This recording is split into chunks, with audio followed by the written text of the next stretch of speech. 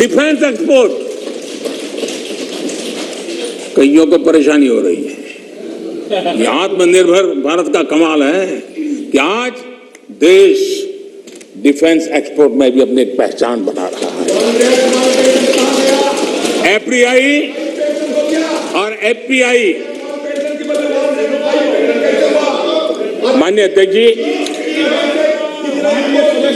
चीन के साथ हमारा एक्सपोर्ट सदस्य एक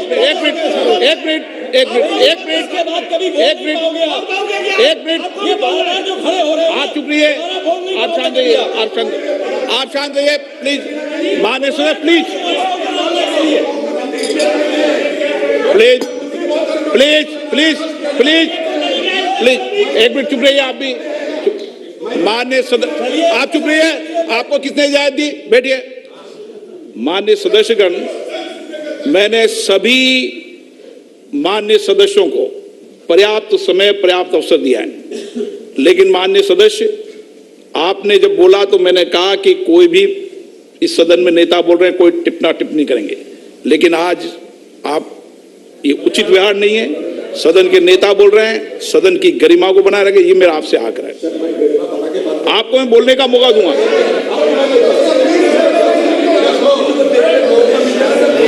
ठीक है, आप बैठिए, आपको मौका नहीं दिया मैंने। माननीय प्रधानमंत्री प्लीज, माननीय दादा आपको मौका नहीं। माननीय सदस्य प्लीज, माननीय आप अध्यक्ष, समझेंगे, समझाएंगे, आप पूरा सुनो, सब समझाएंगे। सदन में थोड़ी बहुत टोका टोकी तो आवश्यक होती है, जरा गर्मी रहती है, लेकिन जब सीमा के बाहर जाता है तो जरा लगता है कि हमारे साथी ऐसे हैं। माननीय अध्यक्ष जी, उनकी पार्टी के एक एमपी ने चर्चा की शुरुआत की थी और यहां से कुछ छोटा मोटा नोकझोंक चल रहा था और मैं मेरे कमरे से स्क्रीन पे देख रहा था कि हमारे मंत्री प्रहलाद जी पीछे गए, सबको रोका और वहां से चैलेंज आई कि अगर हमें रोकोगे तो तुम्हारे नेता का ये हाल करेंगे। क्या इसी का ये हो रहा है क्या? माननीय अध्यक्ष जी, माननीय अध्यक्ष जी,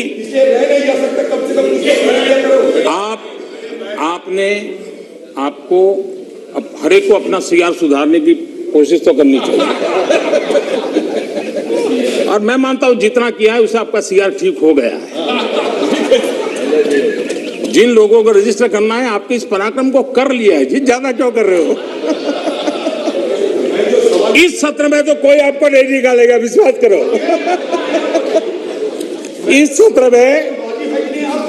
इस सत्र में आपको कोई निकालने का नहीं, मैं आपको गारंटी देता हूं।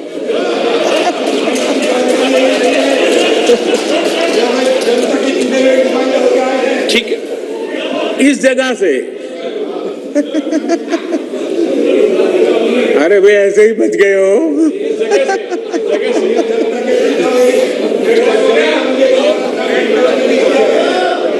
माननीय अध्यक्ष जी, एफडीआई और एफपीआई का रिकॉर्ड निवेश आज भारत में हो रहा है। रिन्यूएबल एनर्जी के क्षेत्र में आज हिंदुस्तान दुनिया के टॉप 5 कंट्रीज में है।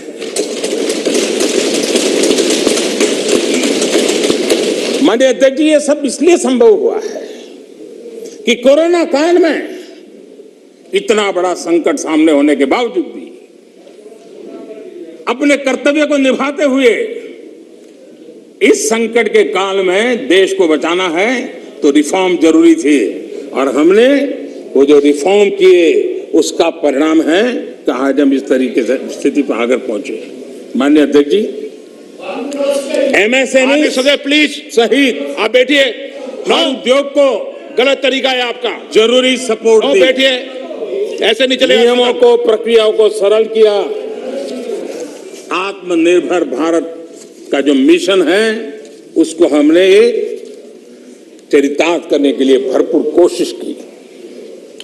ये सारी उपलब्धियां ऐसे हालत में देश ने हासिल की है जब अंतर्राष्ट्रीय स्तर पर आर्थिक जगत में बहुत बड़ी उथल पाथल आज भी चल रही है। सप्लाई चेन पूरी तरह चरमरा गई है। लॉजिस्टिक सपोर्ट में अनेक संकट पैदा हुए हैं। दुनिया में सप्लाई चेन की वजह से केमिकल फर्टिलाइजर पर कितना बड़ा संकट आया है और भारत आयात करने पर डिपेंडेंट है। कितना बड़ा आर्थिक बोझ देश पर आया है। पूरी विश्व में हालत पैदा हुई है, लेकिन भारत ने किसानों को इस पीड़ा झेलने के लिए मजबूर नहीं किया। भारत ने वो सारा बोझ देश ने अपने कंधों पर उठाया और किसान को ट्रांसफर नहीं होने दिया है। भारत ने फर्टिलाइजर की सप्लाई को भी निरंतर जारी रखा है। कोरोना के संकट काल में भारत ने अपनी खेती को, अपने छोटे किसानों को संकट से बाहर निकालने के लिए बड़े फैसले लिए। मैं कभी कभी सोचता हूं, जो लोग जड़ों से कटे हुए लोग हैं, 2-2, 4-4 पीढ़ी से महलों में बैठने की आदत हो गई है, वो देश के छोटे किसानों की क्या समस्या है वो समझ ही नहीं पाए। उनके अगल बगल में जिन किसानों की उनकी पहुंच थी, उससे आगे देख नहीं पाए हैं। और मैं कभी ऐसे लोगों को पूछना चाहता हूं कि छोटे किसानों के प्रति आपकी इतनी नफरत क्यों है? क्या आप छोटे किसानों के कल्याण के लिए आप रोड़े अटकाते रहते हो? छोटे किसानों को इस संकट में डालते हो। माननीय अध्यक्ष जी, अगर गरीबी से मुक्ति चाहिए तो हमें हमारे छोटे किसानों को मजबूत बनाना होगा। ग्रामीण अर्थव्यवस्था को मजबूत बनाना है तो हमारे छोटे किसानों को मजबूत बनाना होगा। अगर हमारा छोटा किसान मजबूत होता है, छोटी सी जमीन होगी, 2 हेक्टेयर की भूमि होगी, तो भी उसको आधुनिक करने का वो प्रयास करेगा, नया सीखने का प्रयास करेगा और उसकी ताकत आएगी तो देश की अर्थरचना को भी ताकत मिलेगी। और इसलिए आधुनिकता के लिए छोटे किसानों की तरफ ध्यान देने का हमारा प्रयास है। लेकिन छोटे किसानों के प्रति जिन लोगों के मन में नफरत है, जिन्होंने छोटे किसानों के दुख दर्द नहीं जाना है, उनको किसानों के नाम पर अपनी राजनीति करने का कोई हक नहीं बनता है। माननीय अध्यक्ष जी, इस बात को हमें समझना होगा। सैकड़ों वर्षों का गुलामी कालखंड, उसकी जो मानसिकता है वो आजादी के 75 साल के बाद भी कुछ लोग बदल नहीं पाए। ये गुलामी की मानसिकता किसी भी राष्ट्र की प्रगति के लिए बहुत बड़ा संकट होती है। लेकिन माननीय अध्यक्ष जी, आज देश का मैं एक चित्र देखता हूं। एक ऐसा समुदाय, एक ऐसा वर्ग है, आज भी वो गुलामी की मानसिकता में जीता है। आज भी 19वीं सदी के काम, उस सोच, उसी में जकड़ा हुआ है। और 20वीं सदी के जो कानून है, वही कानून उसको कानून लगते हैं। माननीय अध्यक्ष जी, गुलामी की मानसिकता, इन 19वीं सदी का रहन सहन, 20वीं सदी के कानून 21वीं सदी की आकांक्षाएं पूरी नहीं कर सकते। 21वीं सदी के अनुकूल हमें बदलाव बहुत जरूरी है। माननीय अध्यक्ष जी, जिस बदलाव को हमने अस्वीकार किया उसका परिणाम क्या है? फ्रेट कॉरिडोर, इतने मनोमंथन के बाद, कई वर्षों तक उसके बाद योजना बनी। 2006 में प्लानिंग, 2006 से 2014 तक का उसका हाल देखिए। 2014 के बाद उसकी तेजी आई। यूपी में सरयू नहर परियोजना 70 के दशक में शुरू हुई, 70 दशक में, और उसकी लागत 100 गुना बढ़ गई। हमारे आने के बाद हमने उस काम को पूरा किया। ये कैसी सोच है, क्या तरीके हैं? यूपी का अर्जुन डैम परियोजना 2009 में शुरू हुई, 2017 तक 1/3 खर्चा हुआ। हमने इतने कम समय में इसको पूर्ण कर दिया। अगर कांग्रेस के पास इतनी सत्ता थी, इतने सालों तक सत्ता थी, तो 4 धाम को वो ऑल वेदर सड़कों में परिवर्तित कर सकते थे, जोड़ सकते थे, लेकिन नहीं किया। वाटरवे, सारी दुनिया वाटरवे का समर्थन है। हमारा ही देश था कि हमने वाटरवे को नकार दिया। आज हमारी सरकार को वाटरवे पे काम करना है। पुराने अप्रोच से गोरखपुर के कारखाना बंद होता था, हमारे अप्रोच से गोरखपुर का फर्टिलाइजर का कारखाना शुरू होता है। माननीय अध्यक्ष जी, ये लोग ऐसे हैं जो जमीन से कटे हुए हैं, उसके कारण उनके लिए फाइल की मूवमेंट, फाइल में सिग्नेचर करके कौन अगला मुलाकात आएगा उसी के इंतजार में जो रहते हैं। आपके लिए फाइल सब कुछ है, हमारे लिए 130 करोड़ देशवासियों का लाइफ महत्वपूर्ण। आप फाइल में खोए रहे, हम लाइफ बदलने के लिए जी जान से जुटे हुए लोग।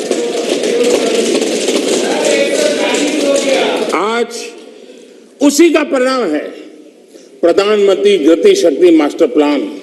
एक होलिस्टिक अप्रोच, टुकड़ों में नहीं। एक आधा काम वहां रहा है, रोड बन रहा है, फिर बिजली वाला आकर के खुदाई करता है, वो ठीक होता है, फिर पानी वाला आकर के खुदाई करता है। उस सारी समस्याओं से बाहर आकर के हमने डिस्ट्रिक्ट लेवल तक गति शक्ति मास्टर प्लान की दिशा में हम काम कर रहे हैं। उसी प्रकार से हमारा देश की विशेषता को देखते हुए मल्टी मॉडल ट्रांसपोर्ट सिस्टम, उस पर हम बड़ा जोर दे रहे हैं और कनेक्टिविटी पर इसके का आधार पर हम जोर दे रहे हैं। आजादी के बाद सबसे तेज गति से ग्रामीण सड़कें कहीं बन रही है तो इस 5 साल के कालखंड में बनी है। माननीय अध्यक्ष जी, नेशनल हाईवे बन रहे हैं, रेलवे लाइनों का बिजलीकरण हो रहा है। आज देश नए एयरपोर्ट्स, हेलीपोर्ट्स और वाटरड्रोम का नेटवर्क खड़ा कर रहा है। देश के 6 लाख से अधिक गांवों में ऑप्टिकल फाइबर नेटवर्क के लिए काम चल रहा है। माननीय अध्यक्ष जी, ये सारे काम ऐसे हैं जो रोजगार देते हैं। ज्यादा से ज्यादा रोजगार इन्हीं कामों से मिलता है। आधुनिक इंफ्रास्ट्रक्चर आज देश की आवश्यकता है और अभूतपूर्व निवेश भी हो रहा है और दूसरी से रोजगार भी बढ़ना है, विकास भी बढ़ना है और विकास की गति भी बढ़ना है और इसलिए आज देश उस दिशा में काम कर रहा है। माननीय अध्यक्ष जी, जितनी ज्यादा अर्थव्यवस्था ग्रो करेगी उतने ही रोजगार के अवसर पैदा होंगे और इसी लक्ष्य को लेकर के पिछले 7 साल से हमने इन चीजों पर फोकस किया है और उसका परिणाम है हमारा आत्मनिर्भर भारत अभियान। मैन्युफैक्चरिंग हो या सर्विस सेक्टर हो, हर सेक्टर में हमारा उत्पाद बढ़ रहा है, उत्पादन बढ़ रहा है। आत्मनिर्भर भारत अभियान के हम आज ग्लोबल वैल्यू चेन के हिस्से बन रहे हैं। ये अपने आप में भारत के लिए एक अच्छी निशानी है। हमारा बड़ा फोकस एमएसएमई और टेक्सटाइल जैसे लेबर इंसेंटिव सेक्टर्स में है। एमएसएमई की परिभाषा में सुधार, एमएसएमई की परिभाषा में हमने सुधार करके उसको भी नए अवसर दिए हैं। अपने छोटे उद्योगों को सुरक्षित करने के लिए, एमएसएमई के लिए सरकार ने इस कोरोना के विकट कालखंड में 3 लाख करोड़ रुपए की विशेष योजना भी शुरू की है और उसका लाभ हमारे एमएसएमई सेक्टर को मिला है। और इसका बहुत बढ़िया स्टडी एसबीआई ने किया है। एसबीआई का स्टडी कहता है कि 13.5 लाख एमएसएमई इस योजना के कारण बर्बाद होने से बच गए हैं। एसबीआई का स्टडी कहता है 1.5 करोड़ नौकरियां बची हैं और करीब 14% एमएसएमई लोन्स के कारण एनपीए होने की जो संभावना थी उससे बच गए हैं। माननीय अध्यक्ष जी, जो सदस्य जमीन पर जाते हैं वो इसके प्रभाव को देख सकते हैं। विपक्ष के भी कई साथी मुझे मिलते हैं, कहते हैं कि साहब ये इस योजना ने बहुत बड़ा लाभ किया है, एमएसएमई सेक्टर को इस संकट की घड़ी में बहुत बड़ा सहारा दिया है। माननीय अध्यक्ष जी, उसी प्रकार से मुद्रा योजना कितनी सफल रही है, हमारी माताएं बहनें कितनी उस क्षेत्र में आई है। लाखों लोग बिना गारंटी बैंक से लोन लेकर के आज अपना स्वरोजगार की दिशा में आगे बढ़े और खुद तो करते हैं, एक आध दो लोगों को रोजगार भी देते हैं। स्वनिधि योजना, स्ट्रीट वेंडर्स, कभी हमने सोचा नहीं, पहली बार आजादी के बाद स्ट्रीट वेंडर्स और बैंक के अंदर से लोन मिल रहा है और हमारा स्ट्रीट वेंडर डिजिटल ट्रांजैक्शन कर रहा है और करोड़ों श्रमिकों को लाभ मिल रहा है। हमने गरीब श्रमिकों के लिए 2 लाख करोड़ रुपए से ज्यादा खर्च किए हैं। आत्मनिर्भर भारत रोजगार योजना के तहत हजारों लाभार्थियों के खाते में हमने सीधे पैसे ट्रांसफर किए हैं। माननीय अध्यक्ष जी, इंडस्ट्री को गति देने बेहतर इंफ्रास्ट्रक्चर की बहुत जरूरत होती है। पीएम गति शक्ति नेशनल प्लान, मास्टर प्लान, ये हमारे लॉजिस्टिक कॉस्ट को बहुत कम करेगा और उसके कारण देश में भी माल सस्ते में पहुंच पाएगा और एक्सपोर्ट करने वाले लोग भी दुनिया के साथ कंपटीशन कर पाएंगे और इसलिए पीएम गति शक्ति प्लान आने वाले दिनों में बहुत लाभकारक होने वाला है। माननीय अध्यक्ष जी, सरकार ने एक और बड़ा काम किया है, नए क्षेत्रों को, एंटरप्रेन्योर्स को, उसके लिए हमने ओपन कर दिया है। आत्मनिर्भर भारत योजना के तहत स्पेस, डिफेंस, ड्रोन्स, माइनिंग को, प्राइवेट सेक्टर को आज देश के विकास में भागीदार बनने के लिए हमने निमंत्रित किया है। देश में एंटरप्रेन्योर्स के लिए बेहतर माहौल बनाने के लिए सिंपल टैक्स सिस्टम की शुरुआत, हजारों कंप्लायंसेस हमारे देश में आदत ऐसी हुई, हर डिपार्टमेंट ये लाओ, वो लाओ, ये कागज लाओ, वो नाम लाओ, वो सारा करीब 25,000 कंप्लायंसेस हमने खत्म किए हैं। आज मैं तो राज्यों से भी आग्रह करूंगा कि वे भी ढूंढ कैसे कंप्लायंसेस खत्म करें। देश के नागरिकों को परेशानी हो रही है, उसको समझे हम लोग। आज देश में इस प्रकार के बैरियर्स हटाए जा रहे हैं। डोमेस्टिक इंडस्ट्री को लेवल प्ले फील्ड देने के लिए एक के बाद एक कदम हम उठाते जा रहे हैं। माननीय अध्यक्ष जी, आज देश उस पुरानी अवधारणा से बाहर निकल रहा है। हमारे देश में सोच बन गई है कि सरकार ही भाग्य विधाता है, तुम्हें सरकार पर ही निर्भर रहना पड़ेगा, तुम्हारी आशा अपेक्षाएं कोई पूरी नहीं कर सकता है, सरकार ही करेगी, सब कुछ सरकार देगी। ये हम लोगों ने इतना ईगो पाल के रखा था और उसके कारण देश के सामर्थ्य को भी चोट पहुंची है। और इसलिए सामान्य युवा के सपने, युवा कौशल, उसके रास्ते हम नए सिरे से सोचना शुरू किया। सब कुछ सरकार करती है ऐसा नहीं है, देशवासियों की ताकत अनेक गुना ज्यादा होती है। वो सामर्थ्य के साथ अगर संकल्प के साथ जुड़ जाते हैं तो परिणाम मिलता है। आप देखिए 2014 के पहले हमारे देश में सिर्फ 500 स्टार्टअप थे। जब अवसर दिया जाता है देश के नौजवानों को तो क्या परिणाम आता है। इन 7 साल में 2014 के पहले 500 स्टार्टअप, इस 7 साल में 60,000 स्टार्टअप इस देश में काम कर रहे हैं। ये मेरे देश के युवाओं की ताकत है और उसमें यूनिकॉर्न बन रहे हैं और एक एक यूनिकॉर्न यानी हजारों करोड़ की उसकी वैल्यू तय हो जाती है। माननीय अध्यक्ष जी, और बहुत ही कम समय में भारत के यूनिकॉर्न सेंचुरी बनाने की दिशा में आगे बढ़ रहे हैं। ये बहुत बड़ा अचीवमेंट। हजारों करोड़ की कंपनी बनने में पहले दशकों लग जाते थे। आज हमारे नौजवानों की ताकत है, सरकार की नीतियों के कारण साल 2 साल के अंदर हजारों करोड़ के कारोबार को उनके आसपास वो देख पा रहे हैं। आज माननीय अध्यक्ष जी, हम स्टार्टअप्स, यूनिकॉर्न्स में इस मामले में दुनिया में टॉप 3 में पहुंच गए। कौन हिंदुस्तानी होगा जिसको गर्व नहीं होगा? लेकिन ऐसे समय इस सरकार का अंत विरोध करने की जिनको आदत लग गई है, सुबह सुबह शुरू हो जाते हैं। और यहां मैंने देखा, हमारे अधीर रंजन जी कह रहे थे, क्या रखा है, मोदी मोदी मोदी मोदी करते रहते हो, है यही कर रहे थे। हाँ, सब लोग मोदी मोदी मोदी बोल रहे हैं, हाथ क्यों बोल रहे हैं?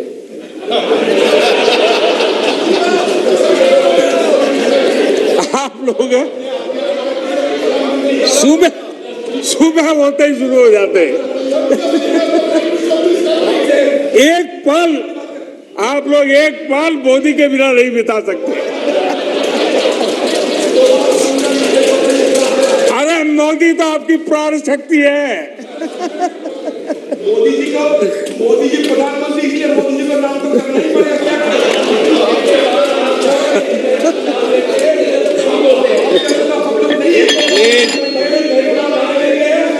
एक बोल रहे हैं ना,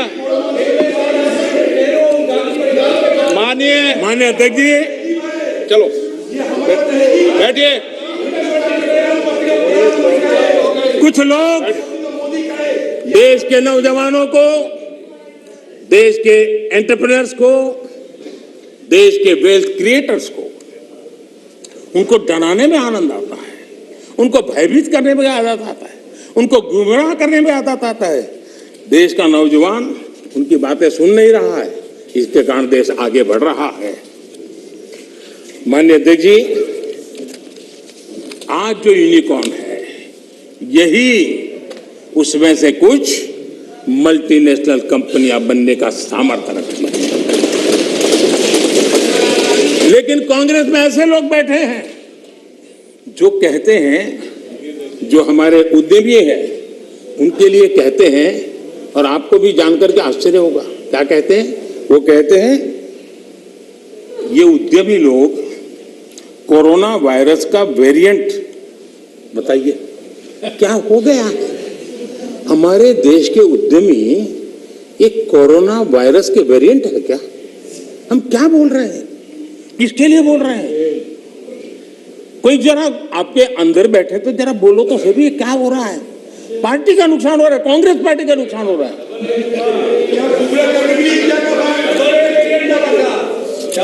माननीय अध्यक्ष जी, जो इतिहास के जो लोग इतिहास से सबक नहीं लेते हैं, वो इतिहास में खो जाते हैं।